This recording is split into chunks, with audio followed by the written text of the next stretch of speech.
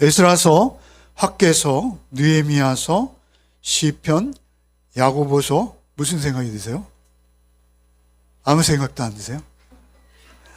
에스라서, 학개서, 느헤미야서, 시편, 야고보서. 지난 11월 첫 주부터 우리가 불과 한 달 반이 조금 넘는 이 시간까지 묵상한 책이 이렇게 많아요.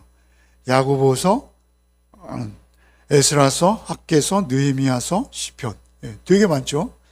근데 오늘은 또 전혀 새로운, 오늘부터예요. 오늘부터.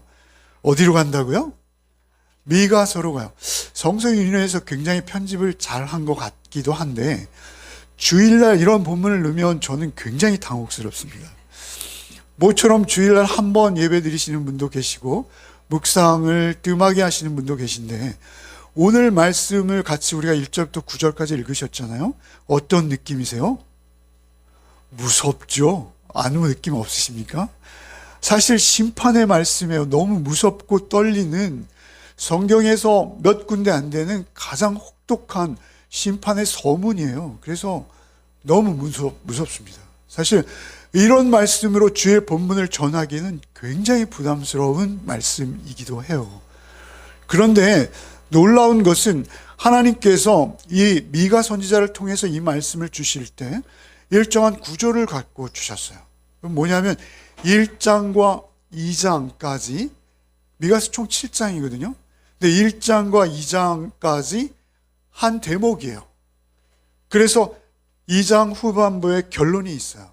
그리고 3장, 4장, 5장이 또 한 덩어리예요. 그래서 3장, 4장, 5장, 5장 끝부분에 결론이 있어요.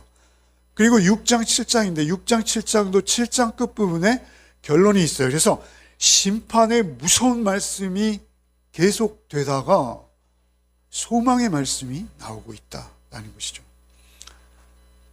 그래서 사실은 월요일날 우리가 묵상할 말씀이지만 2장 후반절에 있는 그 소망의 말씀을 제가 갑을 해서 오늘 결론의 말씀으로 전하려고 해요.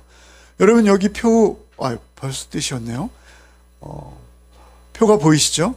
예. 그래, 사실은 이스라엘에게 미가가 이렇게 놀랍도록 무서운 경고의 말씀을 주시고 또 회복과 소망의 말씀을 주시기를 되풀이해서 같은 패턴으로 3번씩 반복하셨어요. 그럼에도 불구하고 그들이 돌아섰습니까? 안 돌아섰습니다. 결국 그들은 어떻게 되죠? 끝내 포로로 잡혀가는 것이죠. 그럼에도 불구하고 하나님께서는 이 말씀을 왜 주십니까? 구속의 역사를 하나님은 계속 이어가셔야 합니다. 그리고 놀라운 것은 그들 가운데 포로로 잡혀가고 또 이스라엘과 유다가 그렇게 쪼그라들고 망하고 흩어지는 가운데서도 하나님께서는 놀랍도록 남은 자들을 두신다는 것입니다.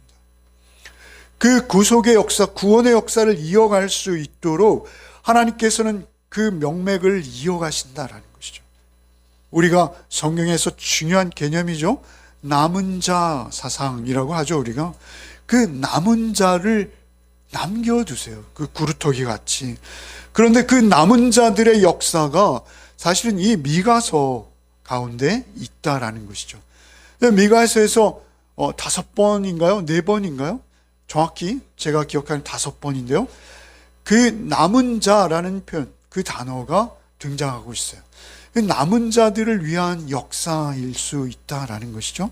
그 남은 자의 역사를 계속 이어가고 계시다라는 것이죠. 그래서 이 세 덩어리는 내용상으로 볼 때 심판이 있고 남은 자가 있고 그 남은 자로 이어지는 그 구속의 역사가, 그 역사가 결국 메시아, 예수 그리스도로 완성될 것이다 라는 예수 그리스도의 언약, 특별히 메시아 언약이 미가서에 3번 반복되는 거예요. 놀랍지 않습니까? 혹독하고 무서운 묵시일수록 놀라운 예표의, 예언의 말씀들이 있다라는 것이죠. 오늘 말씀을 통해서 우리는 또 이 패턴들을 보면서 남은 자를 세우시는 하나님의 은혜를 깨닫는 시간이 되기를 원합니다.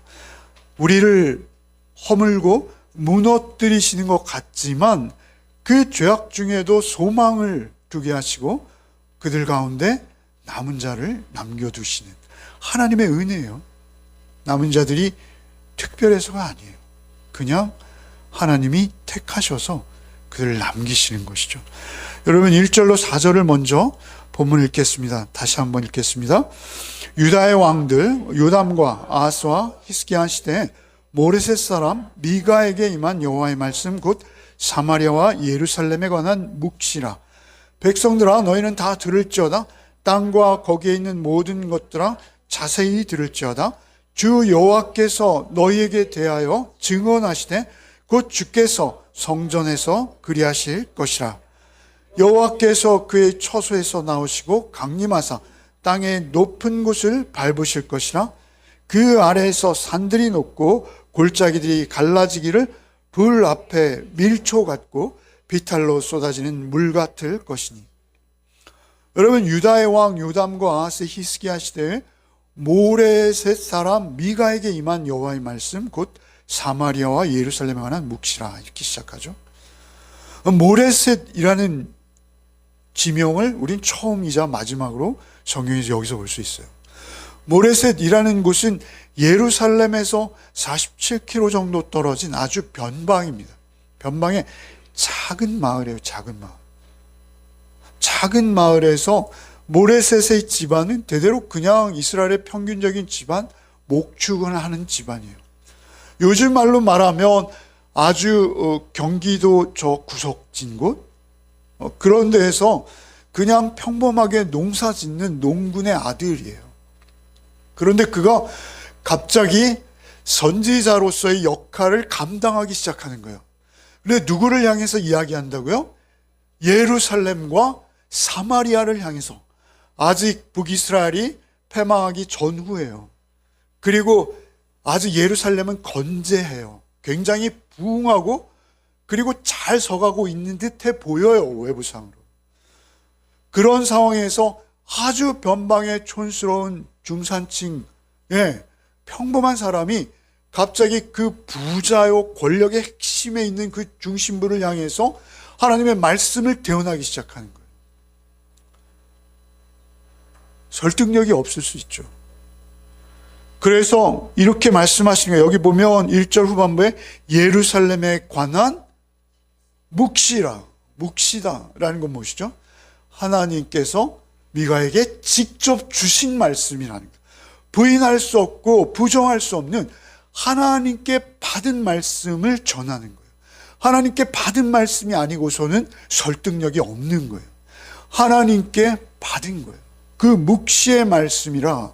백성들아 너희는 다 들을지어다. 땅과 거기에 모든 것들 자세히 들을지어다. 너희에 대하여 증언하시되 곧 주께서 성전에서 그리하실 것이라. 여기 성전이라면 여러분 성전은 그때 사마리아에도 있었어요. 그죠?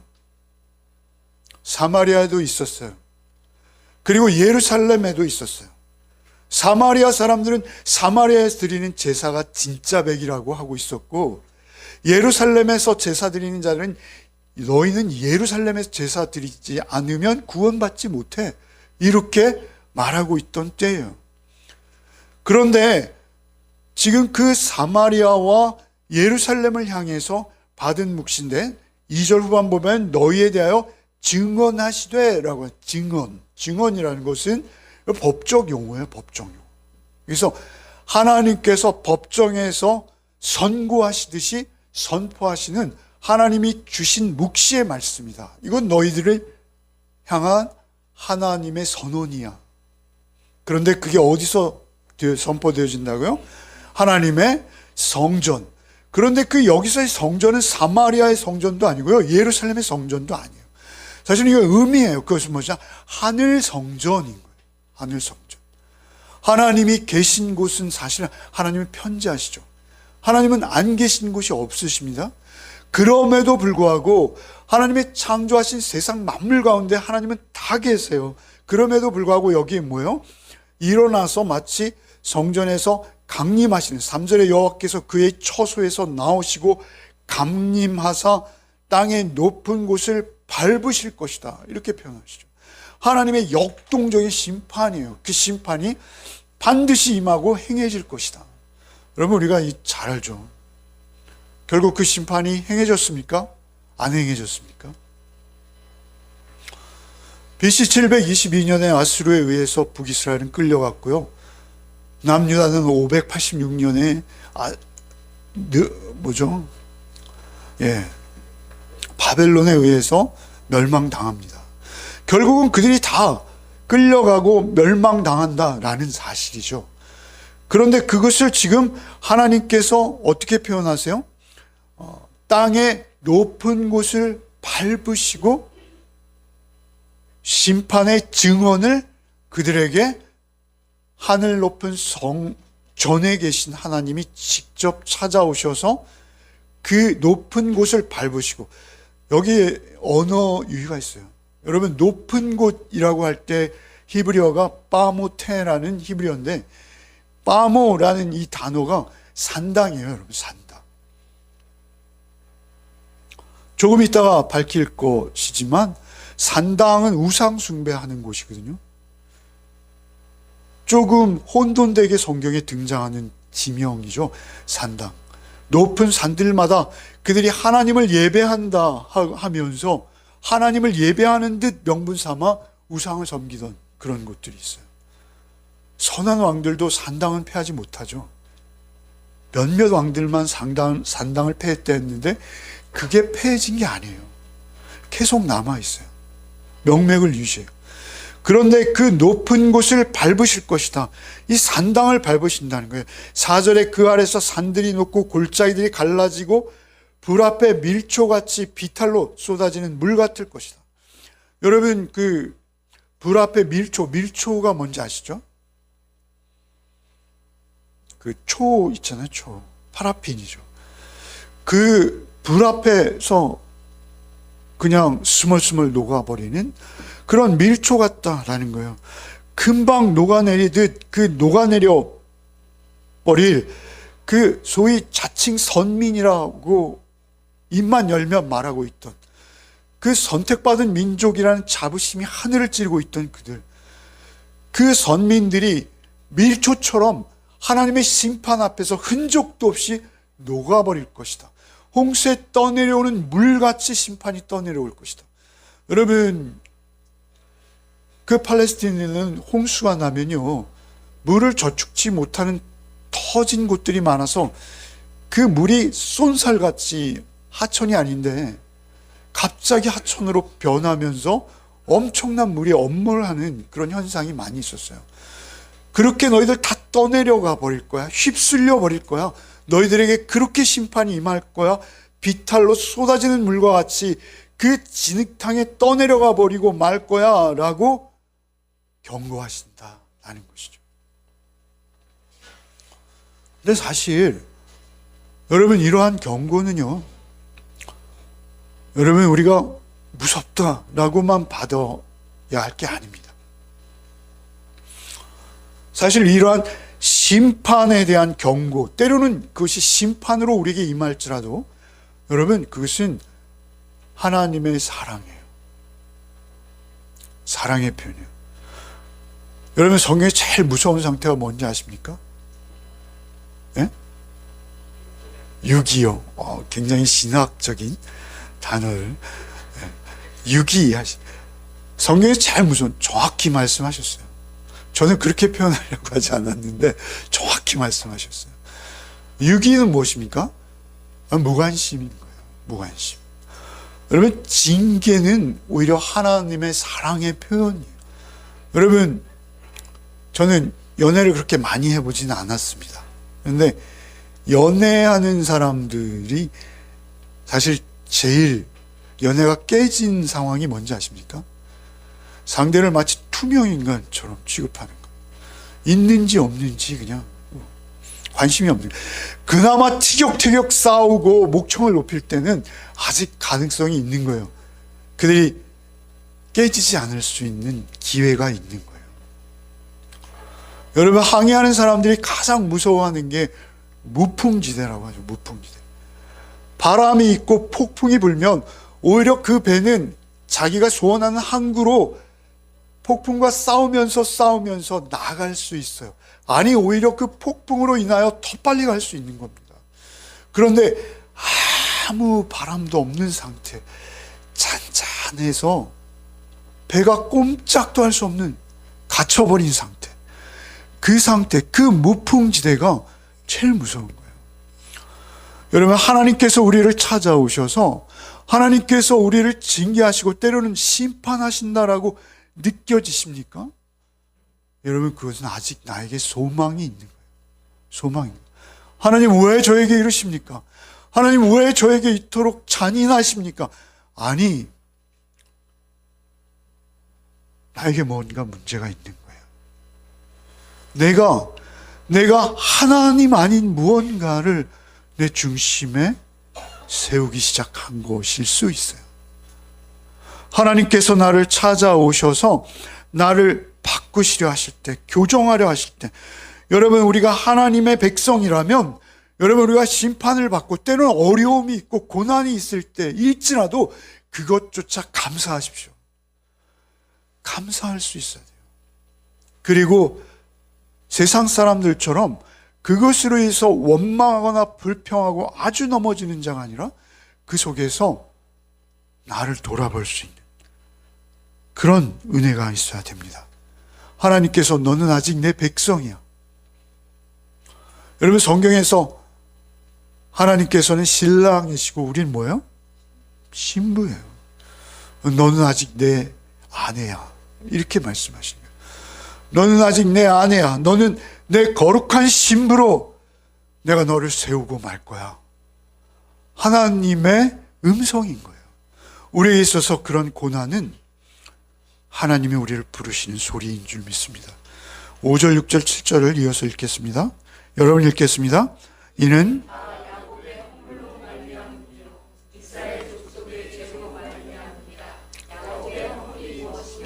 사마리아가 아니냐? 유다의 산당이 무엇이냐? 예루살렘이 아니냐? 이러므로 내가 사마리아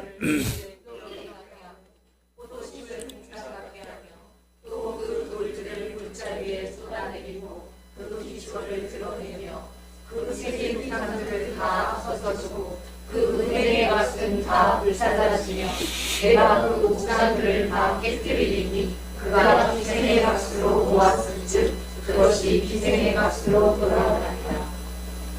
예, 5절에 이는 다 야곱의 허물로 말미암으며 이스라엘의 족속의 죄로 말미암으리라. 여러분, 왜 이렇게 심판의 선포가 혹독하고 잔인하다 여겨질 정도로 무서울까요? 그것은 그들이 그냥 어떤 한 사건이나 상황이나 또는 몇몇 윤리적인 도덕적인 그런 문제가 아니라는 거예요. 그들의 삶 속에 있는 사소한 실수나 뭐 그런 것들이 아니라는 거예요. 그들의 존재가 통째로 위험해졌다는 것입니다. 그 심판의 선언이 이토록 잔인할 수밖에 없는 이유, 그것은요, 여러분, 그들의 존재가 위험해진 거예요. 뭐로요? 죄와 허물. 허물과 죄는 무엇이죠? 허물과 죄는 결국 사망에 이르는 것입니다. 여러분, 허물과 죄로부터 그들이 노연하고 벗어나지 못한다면 그들은 사망의 길을 가고 있는 것이요, 돌이킬 수 없는 자리로 이미 들어선 것입니다. 그래서 하나님께서는 그들의 뿌리를 보시는 거예요. 그들의 중심을 보시는 거예요. 그들의 중심을 고치시기 원하시는 거예요. 아주 근본부터 그들의 존재를 흔들어서 하나님께서 바꾸시기 원하시는 거예요. 여러분, 뭐라 하세요? 내가 사마리아를 들의 무더기 같게 하고 포도심을 동산 같게 하며 또 그 돌들을 골짜기에서 쏟아내리고 그 기초를 드러내겠다. 여러분, 그들이 막 부요하고 풍요로워요, 지금. 그거 다 속지 말라는 거예요. 그 예루살렘의 그 돌들, 그 아름다운 성벽의 돌들 내가 다 무너뜨리고 쓰러뜨려서 골짜기로 쏟아지게 하겠다. 기드론 골짜기로 예루살렘 성벽이 무너져 쏟아져 내리게 하시겠다. 선언하시는 거예요. 왜 그렇습니까? 7절에 그 새긴 우상들은 다 부서지고 음행의 값은 다 불살라질 것이다. 여러분, 그 5절 후반부에 보면 이렇게 하시죠. 야곱의 허물이 무엇이냐? 야곱의 허물이 뭐라는 거예요? 사마리아라는 거예요. 사마리아. 더 놀라운 게 있어요. 유다의 산당이 무엇이냐? 뭐라는 거예요? 유다의 산당. 예루살렘이 산당이라고 하시는 거예요. 산당은 뭐 하는 곳이라 그랬죠? 우상 숭배하는 데요. 혼합주예요. 산당은 그들이 하나님께 예배하는 곳처럼 가꾸고 있었어요. 성전이 뭐니까. 여러분, 그런데 북이스라엘의 허물이 뭐예요? 죄가 뭐예요? 사마리아. 그들의 자존심이었어요. 사마리아는 그들의 부요의 상징이고 그들이 하나님께서 주신 은혜의 축복의 선물이라고 여겼어요. 남유다는 예루살렘을 어떻게 여겼어요? 역시 마찬가지예요. 사마리아가 정치적인 중심지였고 그들이 정치와 행정의 모범이요 부흥한 북이스라엘 남유다를 능가할 정도로 부흥하는 이 이스라엘의 중심은 사마리아다라고 여기고 자신들의 정치의 핵심으로 여기고 있었어요. 그래서 그들은 예루살렘에 갈 필요 없다라는 것이죠.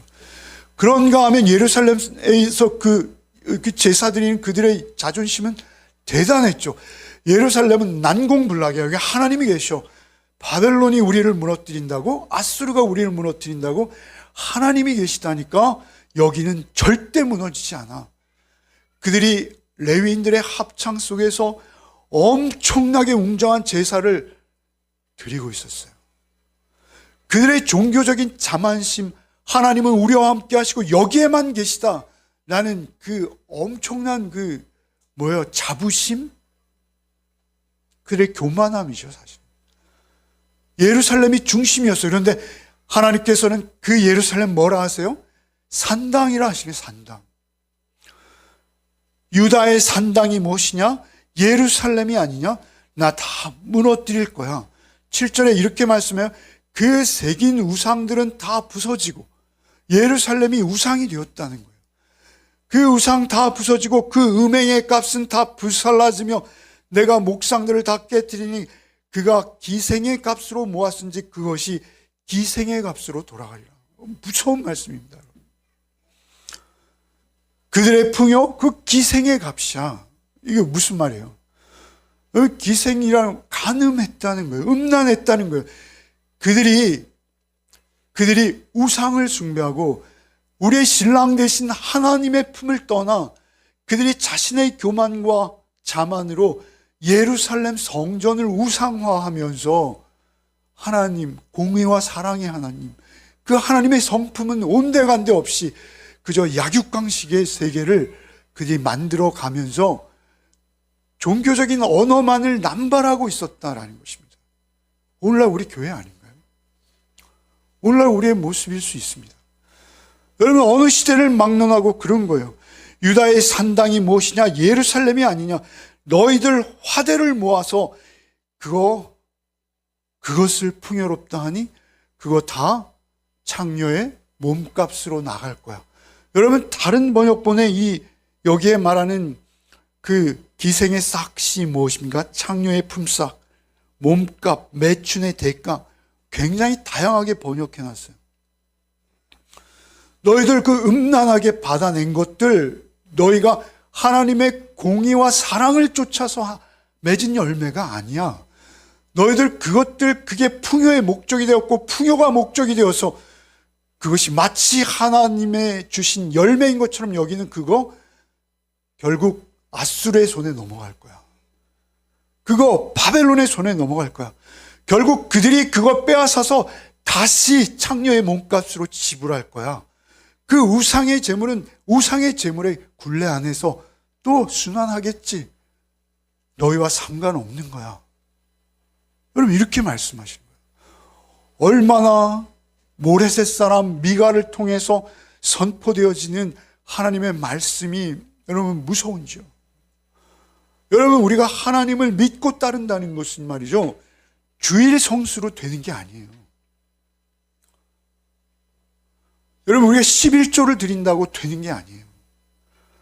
여러분, 하나님을 우리가 믿고 따른다는 건 우리의 어떤 신앙의 경험을 통해서 내가 하나님이 주시는 신비한 경험을 했어요. 여러분, 그게 하나님의 성품을 대신할 수 없어요. 하나님의 임재, 하나님의 존재, 하나님의 하나님 되심을 여러분, 그것들이 오히려 가릴 수 있어요. 신비주의적인 것들 있지 않습니까? 내가 하나님 경험했어, 뭐 이런 거 있지 않습니까? 그 경험이 오히려 하나님을 가리고 만다라는 것입니다. 음란해질 수 있다는 것입니다. 그것이 나의 수단이 되어지고 방법이 되어지고 결국 그것들이 나의 어떤 성공적인 경험과 어우러져서 세상적인 어떤 성공이 있으면 그것이 하나님 주신 것인 것처럼 하나님께 영광을 돌린다 하면서 간증하지 않습니까? 그 간증 속에 보면 하나님의 공의로우심과 사랑은 온데간데 없고 세상의 성공이 마치 하나님인 것처럼 여기는 우리의 모습들이 얼마나 많습니까? 여러분, 그런데 그들의 세계만이 아니라 우리 안에도 그러한 사마리아와 예루살렘과 같은 우상들이 차곡차곡 쌓여갈 수 있다는 것입니다. 여러분, 우리가 하나님을 오해하면 안 돼요. 하나님은 공의의 하나님이십니다. 정의의 하나님이십니다. 하나님은 사랑이십니다. 하나님은 사랑인데요, 자기를 내어주고 포기하는 낮아지시는 사랑이에요. 여러분, 그 실체, 의와 사랑의 하나님의 실체를 떠난 우리의 종교적 행위, 우리의 사회적 성공, 우리의 부유함, 풍요로움, 여러분, 여기에 속으시면 안 되는 겁니다. 우리가 하나님만을 여러분의 중심에 모시기 바랍니다.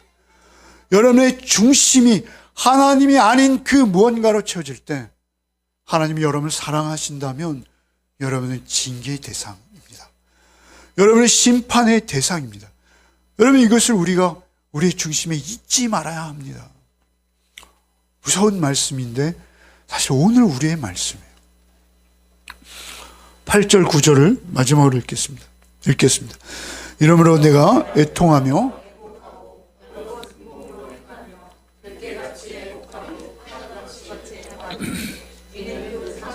고칠 수 없고 그것이 유다까지도 이르고 내 백성의 성문,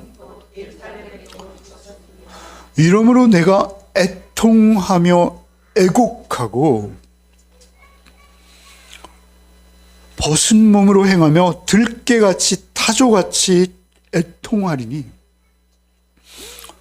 여러분, 들깨들이, 그 늑대들이 우는 모습 아시죠? 미가는 그렇게 애통했다는 거예요. 여러분, 저는 이 대목을 묵상하면 참 부끄럽습니다. 부끄러워요.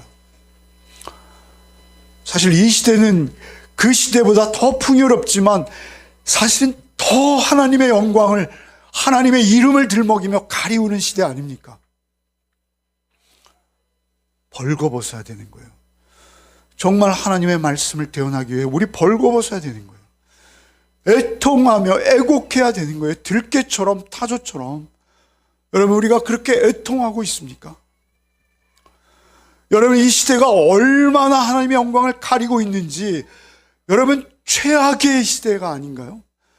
여러분, 우리는 기독교인의 숫자만을 떠버리고 있고 화려하게 지은 성전, 예배당만을 자랑하고 있지 않습니까? 숫자와 예배당이 중요한 것이 아닙니다. 여러분, 우리가 누구를 믿고 따르고 있는가가 중요한 거예요. 그 점에 있어서 우리는 벌거벗어야 돼요. 벌거벗는다는 건 무엇이죠? 여러분, 벗은 몸은 극도의 수치와 슬픔과 완전한 상실입니다. 여러분, 미가는 벌거벗고 애통했어요. 너희들 이렇게 벌거벗겨서 다 포로되어서 끌려갈 거야. 하나님의 심판이 우리에게 가까이 왔다. 여러분, 사실 이 심판의 언어는요, 사실 사랑의 언어입니다. 눈물의 언어예요. 눈물로 선포하는 언어입니다. 여러분, 우리가 누군가를 교회로 인도한다, 주님 앞으로 인도한다는 것은 여러분, 예수 믿으면 잘 먹고 잘 살아가 아니에요. 여러분, 이 죄악된 시대에 너 예수 믿지 않으면 구원받을 수 없어. 우리의 애통함과 우리의 헐벗음 이해야 되는 거예요. 그리고 그들에게 우리의 수치를, 우리의 부끄러움을, 이 시대의 끝판이 되어진 이 시대의 상을 우리는 뒤집고 까발려야 되는 거예요. 우리가 말하는 이 서울 한복판이, 여의도 한복판이 동양에 제일 큰 성전이 있다 하지만 그거 아닐 수 있어. 하나님께서 우리에게 원하시는 것 그거 아닐 수 있어 라고 말하실 수 있어야 됩니다. 그리고 하나님의 실체를 우리가 조금이라도 우리 삶 속에서 반영해내야 되는 거예요. 우리가 헐벗고 벗고 울며 애통하지는 못할지언정 그 사망의 골짜기로 빠져드는 그들을 향해서 우리는 손을 내밀어야 되는 거예요. 그리고 그들에게 눈물의 언어로 우리는 말해야 되는 거예요. 너 이대로 가면 끝이야, 끝. 그러나 하나님은 아직도 우리를 향해 손을 내밀고 계시다. 이것을 전해야 되는 거예요. 여러분, 서두에 말씀드렸습니다만 2장 후반부를 제가 갑을 하겠다 이렇게 말씀드렸죠. 여기까지가 오늘 본문입니다. 오늘 여러분이 묵상할 본문이에요. 그런데 내일 묵상할 본문에서 사실은 이 이어져서 쭉 내려오는 말씀이 여러분 개인으로 각자 묵상하셔야 됩니다. 근데 그 묵상하신 말씀 끝에 여러분 11절 말씀이 있고요. 그 12절, 13절을 한 번만 읽겠습니다. 12절, 13절, 2장인데요. 2장 12절, 13절 한번 읽겠습니다. 야곱아, 내가 반드시 너희 무리를 다 모으며 내가 반드시 이스라엘의 남은 자를 모으고 그들을 한 처소에 두기를 보스라 양떼같이 하며 초장의 양떼같이 하리니 사람들이 크게 떠들 것이며 길을 여는 자가 그들 앞에 올라가고 그들은 길을 열어 성문에 이르러서는 그리로 나아갈 것이며 그들의 왕이 앞서가며 여호와께서는 선두로 가시리라. 참 놀라운 말씀이죠. 여러분, 말씀드릴 때 제가 뭐라 그랬어요? 1장과 2장이 한 무더기, 3, 4, 5장이 한 무더기, 6, 7장이 한 무더기예요. 여러분 묵상해 가시겠죠? 이번 주에 묵상해 가시면서 그 무더기마다 끝에 있는 말씀들을 면밀히 살피세요. 정확히 예수님이 계십니다. 정확히 예수님이 계세요. 12절 다시 한번 봅시다. 야곱아, 내가 반드시 너희 무리를 다 모으며. 지금 뭐라 심판하세요? 흩트겠다 하시죠? 흩어버리겠다 하셨죠? 그런데 흩어버림으로 끝나는 게 아니에요. 어떻게 하시겠다고요? 다시 모으시겠다. 어떻게 모으시겠다? 반드시 이스라엘의 남은 자를 모으고 그들을 한 처소에 두기를.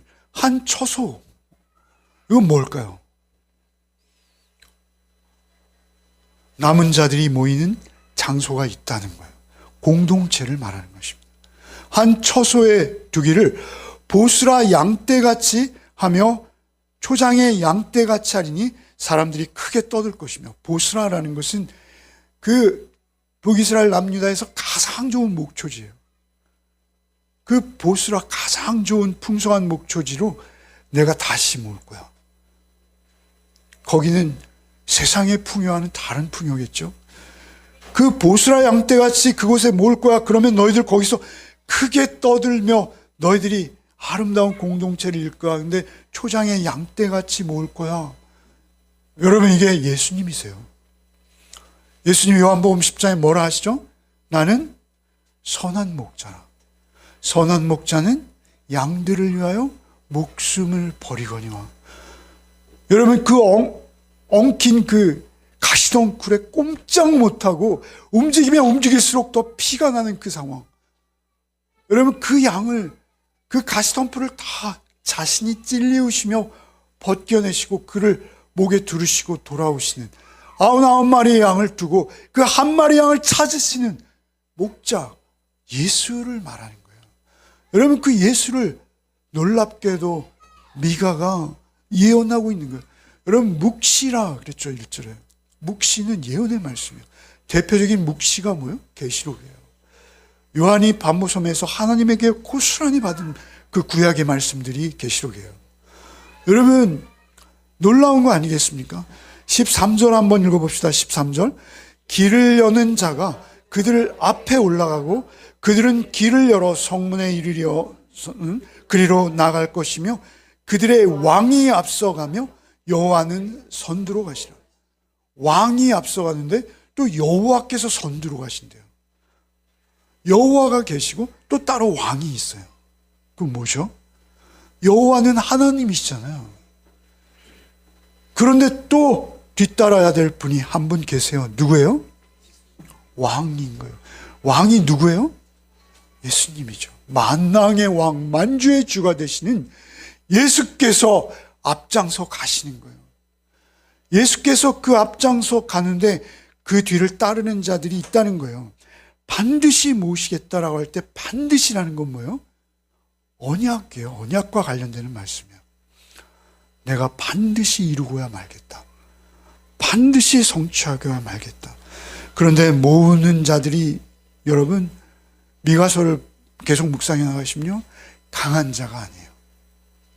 강한 자가 아니에요. 강한 자, 소위 그 세상에서 잘 나가는 자들, 그들이 아니라는 거예요. 여러분 한번 읽어봅시다. 미가서 4장 7절 한번 읽어봅시다.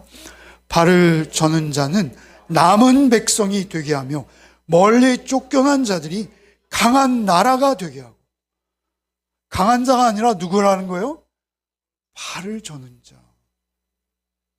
자기 혼자 걸어갈 수도 없는 거예요. 주님을 의지하지 않고는, 주님이 가신 그 길이 아니고 나 홀로 걸어갈 수 없는 길이에요. 발을 저는 자, 그 남은 백성이 되게 하며 멀리 쫓겨갔던 자들이 강한 나라가 되게. 멀리 쫓겨갔다는 건 뭐예요? 변방으로 밀려가는 거예요. 힘이 없는 거예요. 밀려나는 거예요. 자꾸 내가 미끄러지는 거예요. 멀리 쫓겨갔다는 거면 내가 하나님에게 마저 버림받은 거 아니야? 사실은 여러분 십자가를 경험하는 자리예요.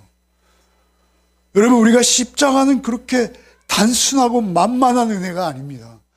여러분, 그 안에서 내가 죽는 경험을 하는 그게 십자가예요.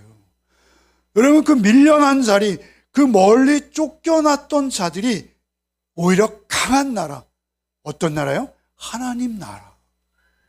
하나님의 공의와 사랑 안에서 그 가치를 자신의 삶의 최우선의 가치로 여기며 살아갈 수 있는, 여러분, 멀리 쫓겨갔던 자들이지만 그들을 돌아오게 하셔서 강한 나라로 세우시겠다.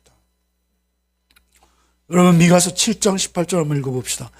그 기업에 남은 자들의 허물을 사유하시며 인애를 기뻐하심으로 진노를 오래 품지 아니하시나이다. 여러분, 이게 여러분 그 미가서의 결론에 해당하는데요. 기업의 남은 자, 허물을 사유하신다는, 용서하신다는 거예요. 인애를 기뻐하신다. 그 사랑 베풀기를 기뻐하셔서 진노를 오래 품지 않으시고 그들을 용서하셔서 사랑으로 품어주신다는 거예요. 그 품으심이 미가의 결론입니다. 여러분, 놀랍지 않습니까? 사실 우리의 중심이 무너지는 아픔을 우리도 겪을 때가 많아요. 우리의 삶 속에서 뭔가 우리가 하나님보다 믿고 의지하며 하나님이 계셔야 될 그 자리에 있었던 여러분 중심의 그 어떤 것, 그것이 있다면 하나님은 그것을 떠내려가게 하십니다. 하나님은 그것을 놓치게 하십니다. 여러분이 놓지 않고 꼭 붙들고 있으려 해도 여러분 손을 쳐서라도 그것을 여러분 손에서 놓게 하십니다. 그게 하나님의 사랑입니다. 그게 하나님의 인내입니다. 인내입니다. 여러분, 우리를 앞서가시는 예수님을 쫓는 삶이 우리의 삶입니다. 앞서가신 예수님은요, 넓은 길을 가신 분이 아닙니다. 좁은 길, 좁은 문을 가신 분입니다. 여러분, 그분이 가신 길은 십자가를 지는 길이었고 그 십자가로 가는 길이었습니다. 그 십자가의 길로 사실은 부활의 생명을 우리에게 열어주신 것입니다. 그분이 가신 십자가의 그 길 끝에 생명이 있는 거예요. 여러분, 그 생명의 길, 부활의 길로 여러분 우리를 동참시키시기 위해서 예수님은 십자가 지는 길을 가신 거예요. 그분이 앞서 가신 거예요. 여러분, 그 스캣브레너인가요? 찬양이 있더라고요. 웨이메이커? 뭐 이런 찬양 아세요? 갑자기 그 찬양이 떠올랐어요. 웨이메이커, 길을 만드시는 분이라고 번역할 수 있죠. 지역하면. 여기에 뭐라 하세요? 여기에 뭐라 하세요? 13절 첫 단어가 뭐예요? 길을 여는 자. 길을 여는 자. 그것이 왕과 동격인 거예요. 우리를 앞서가는 왕과 동격인 거예요. 여러분, 놀랍게도 미가서는 여러분 2장 13절에 예수 그리스도의 오실 표상을 정확히 묘사하고 있어요. 너무 소름 끼치도록 정확히 예수님의 모습을 묘사하고 있어요. 여러분, 그 예수님이 여러분 길이요 진리요 생명이신 것입니다. 여러분, 그분만이 우리가 갈 생명의 길을 먼저 가신 분인 줄 믿으시기 바랍니다. 그리고 그 길을 쫓아갑시다. 놓치지 맙시다. 때는 어렵고 힘들다 하더라도 주님 앞에서 우리를 말씀에 복종시키며 그 순종의 길, 그 섬김의 길, 그 십자가의 길, 좁은 문 좁은 길을 한 주간도 걸어가시는 저와 여러분 되시기를 바랍니다.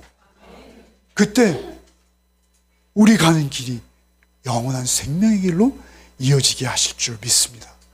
여러분의 가정에서, 여러분이 출근하는 곳이 있다면 그곳에서, 여러분 어느 곳에서든 여러분 그 좁은 길을 기꺼이 찬양하며 감당해 내시는, 나의 갈 길을 다 가도록 예수 인도하시니 고백하는 한 주간이 되시기를 바랍니다. 그것이 우리의 소망의 행렬인 줄 믿으십시오. 믿으십시오. 영원한 소망의 그 길 끝에서 우리 다 만납시다. 기도하겠습니다. 주님, 참으로 우리의 부르심을 볼 때 지혜로운 자가 많지 아니하며 능한 자 많지 아니하며 문벌 좋은 자 많지 않으나 주께서는 세상의 미련한 것들을 택하시고 오히려 지혜 있는 자들을 부끄럽게 하시며 세상의 약한 것들을 택하사 강한 것들을 부끄럽게 하신다 하셨습니다. 주님, 우리 안에 찾아오셔서 우리에게 주께서 우리의 지혜와 의로움과 거룩함과 구원함이 되시겠다 하셨사오니 주님, 날마다 우리 안에 홀로 임하여 주시옵소서. 십자가로 그 죽음의 길을 깨뜨리시고 부활의 생명의 길을 여신 예수 그리스도만 따르는 한 주간의 우리의 삶이 되게 하여 주시옵소서. 예수 그리스도 이름 받들어 기도하옵나이다. 아멘.